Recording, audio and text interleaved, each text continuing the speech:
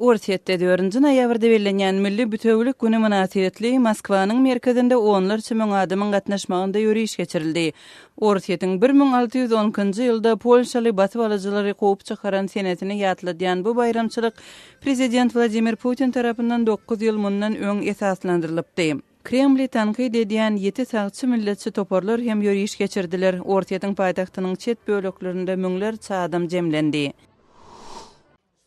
Belgradda sentýabryň ortalaryndan bäri iş taşlaýyş geçirýän serb aklawçylary protest geçirdiler. Ýurdun haýal işleýän we netijesi sud sistemasy aklawçylaryň iş taşlaýyşy zerarly bökdedi. Aklawçylar salgytlaryň ýokarlandyrylmagyndan we käbir ýuridik meseleleri notariuslaryň garamagyna tapşyrmak barada kanuny girdilen üýtgetmelerden nägiledigini aýdýarlar.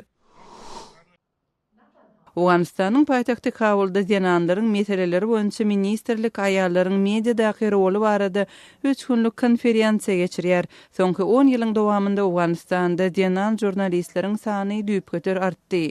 Emma olaryň ençemetine Taliban tarapyndan ölüm haýbat atylýar. Konferensiýada prezident Ashraf Ghani'ni herekete çagyrýan rezolýusiýanyň kabul edilmegine garaşylýar. Pakistanda şaý musulmanlaryň Aşura dini bayramçylygynyň soňky we iň uly dabaralary geçirilýär. Peşawar şäherinde hüjümleriň töwekkülçilikleri bilen baglylykda howpsuzlyk çäreleri güýçlendirildi. Welaýatlerde bolan partlamalarda howpsuzlyk güýçleriniň 4 agzasy wepat boldy. Siz günüň täzelikleri bilen tanyş boldunuz.